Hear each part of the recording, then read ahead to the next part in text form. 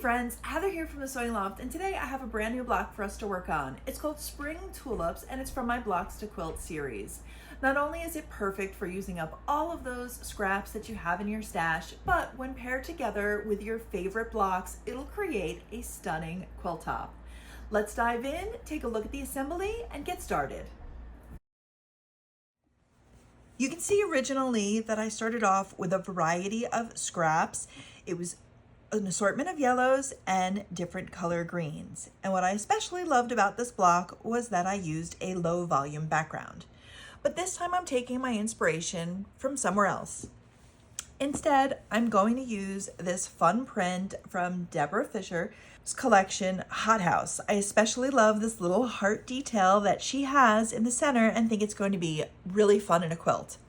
So to match it and complement it, I've selected an assortment of fabrics from my collection color club. You can see them here, and I'm going to use a gray background.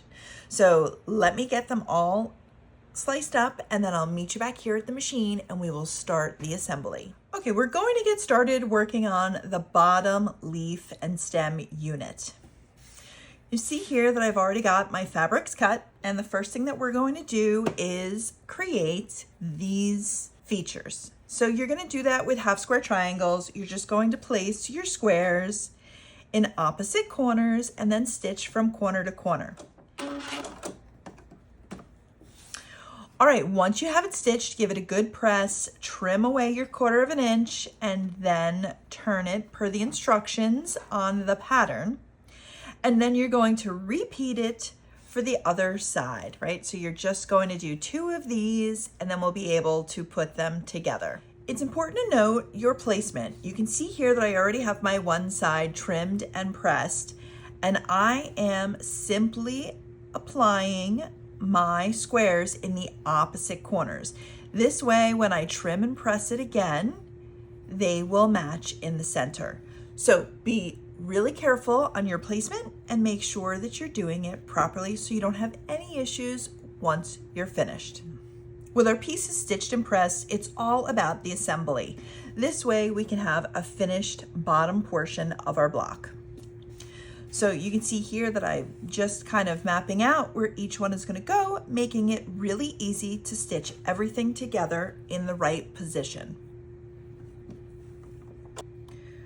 Once you have the sections pressed, you can attach it to the stem. You'll need to complete 2 of the stem section for the block. With that complete, it's time to work on the top of the tulip. You can see here that I've already pulled out my fabrics that are needed to create this. And we're going to start by making this simple patchwork section. And the easiest way that I like to do that is to just map it out so that I know exactly where it's going to go. And you're just doing the opposites. Now I'm going to be honest, I have to turn it so that it faces me and I make sure that I'm doing it in the right direction. So from here, I'm just going to sew 2 by 2 with my 1/4 of an inch seam allowance. Okay, just lining them up and stitch along that short section. Okay, and from there, you're just going to press these in opposite directions and then join them together again. Just want to give you a quick tip here. When you are pressing and stitching, make sure that you are nesting your seams together. This will make sure that you have a nice flat block when you're finished. You can see here in the center, when I just pull it apart with my fingers, everything is matching perfectly. Okay, with my pieces stitched together in pressed, it's time to add the corner squares, this little detail down here, to give my tulip some shape. So we're just going to place the squares in the lower bottom corners and stitch from corner to corner. Once stitched in place, you can trim away your seam allowance and press it accordingly. Okay, with the bottom section of our flower stitched, it's time to work on the top. And now these are called flying geese, and we are just going to stitch them together.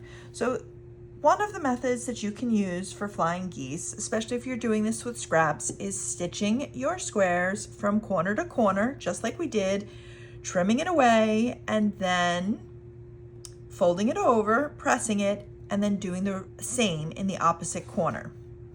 That's the technique that we're going to use today. There are many methods for flying geese, but because I wanted this pattern to be scrappy, I chose this method. You're going to need to make 2 sets of flying geese to make one of this flower section.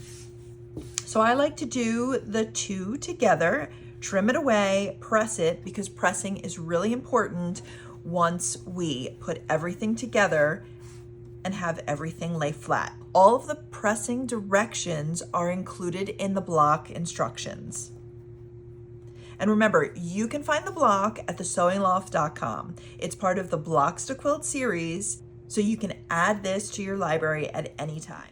With my seam allowance pressed, it's time to repeat the process on the other corner. So just go ahead and stitch from corner to corner, trim away your seam allowance, and press. From there, we're going to join the 2 pieces together, just like we did with our patchwork here. Okay, with my pieces all stitched up, my double trouble here, we are going to just join the top to the bottom. And it's really simple. We're just going to flip it over, put right sides together, and then stitch them like our simple patchwork.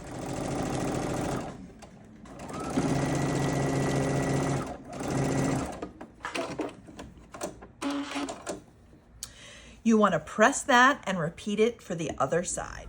With our 2 pieces complete, it's simply about turning the one upside down and stitching them together. Now the best part is that I've designed it so that you don't have to worry about matching seams.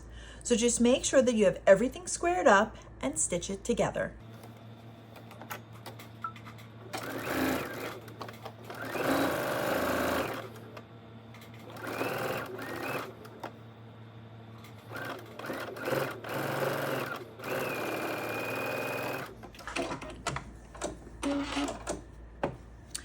From here, give everything a good press and then trim your block to its final size. And there you have it, our block is complete. So now that you know how to assemble the spring quilts blocks, I'm curious, what fabrics are you going to stitch it in? Make sure you're tagging the Sewing Loft on social media, and if you make anything from the Blocks to Quilt series, to include it in the hashtag. This way I can find you and see what fabrics you stitched up. Until next time, I'm Heather Valentine from the Sewing Loft, and remember, you can find this and a whole slew of blocks at thesewingloft.com.